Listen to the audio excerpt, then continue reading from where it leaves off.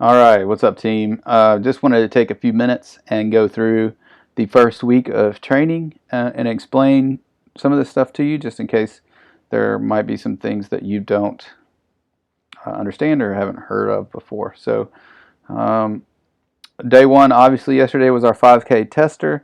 I call it tester because we're going to do this at least once more during this cycle. I think somewhere around week 7, we're going to test again so that you can see all of your awesome progress that you've made throughout the weeks. Okay, day one 5K tester. We did that yesterday. Thanks to everybody for coming. That was really cool. I really enjoyed it. Day two. So day two, I've got programmed in pretty much every day two of every week. There's mobility plus strength. If those things don't mean anything to you, number one, mobility is super important to me. I like to make sure my hips and my knees, my ankles, all my joints are nice and mobile and not tight and not keeping me from running efficiently. So I program in mobility to the program. I recommend 20 minutes, spending 15 to 20 minutes on these days working on your hips, ankle, and range of motion. If you don't know how to do that or you've never heard of this before, what I recommend doing is hopping over to google.com and searching for mobility WOD. That's mobility WOD, W-O-D. That stands for workout of the day, in case you've been wondering.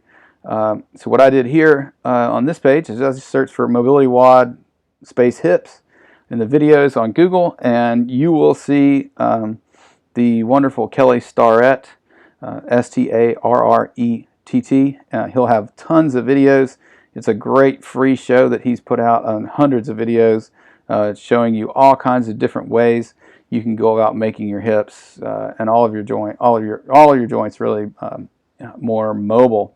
And so what you can do is just go through, let's say you want to work on your hips, just pick one of those videos, watch it, do some of the exercises that he recommends. If you wanted to do ankles, you can do the same thing. Mobility WOD, ankles, and you can watch those videos and do his prescriptions.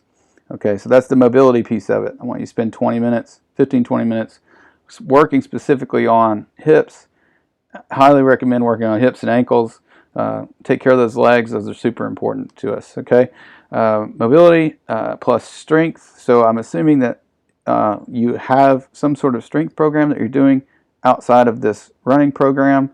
If you do not, I encourage you to go and find a strength program.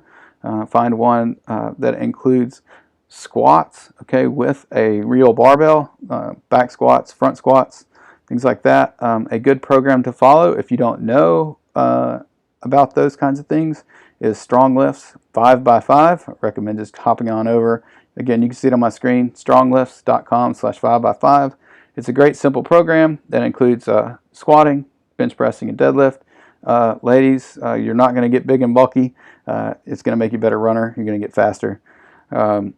Again, if you don't know what to do with that, or that's a bit confusing for you, you're always welcome to hire me, and I can get you on the right path. So that's day two, mobility plus strength. CrossFit people, you're just going to go to the gym and do your regular workout. Day three, full marathoners, 5-mile run.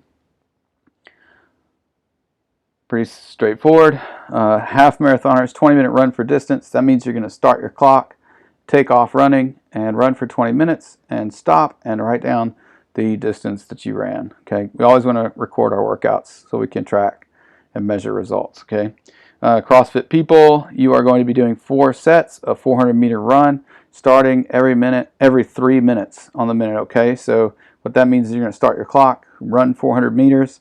When the clock gets to 6 minutes, when the clock gets to 3 minutes, you're going to run another 400 meters. When it gets to 6, you're going to run another. When it gets to 9, you're going to run another. Then you're going to rest 5 minutes and do that whole process over again. So 2 sets, 4x400 meter runs. If you can't run 400 meters in 3 minutes, then I recommend running 400 meters and then resting equal time. So if it takes you 4 minutes to run a 400 meter run, stop, rest 4 minutes, and then run again. Rest 5 minutes and then do 4 more. Okay. Day four.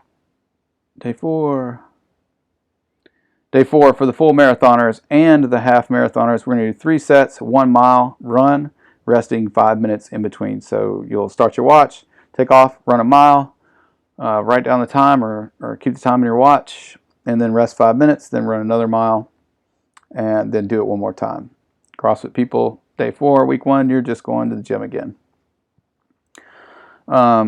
Day 5, rest plus mobility. Okay, so this is a rest day, but again, I want you to go back over to mobility WOD, work on those hips, work on those ankles, work on those joints, get nice and mobile. Okay, going to make you a better runner.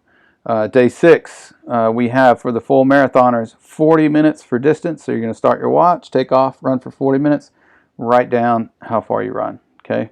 Half marathoners, same thing, but for 30 minutes. Okay, you're just going to run for 30 minutes, write down your distance. CrossFitters, this week you're just going to the gym. Day 7, the long run for everyone this week. Full marathoners are going to run 6 miles. Half marathoners, 3 miles. CrossFit people, whether you're doing the full or the half, you're going to run 3 miles as well. Okay, cool. So that's week 1. I hope you all enjoy it. Again, please reach out to me if you have any questions at all and if I can help you in any way. And I will see you on Saturday, hopefully. Later.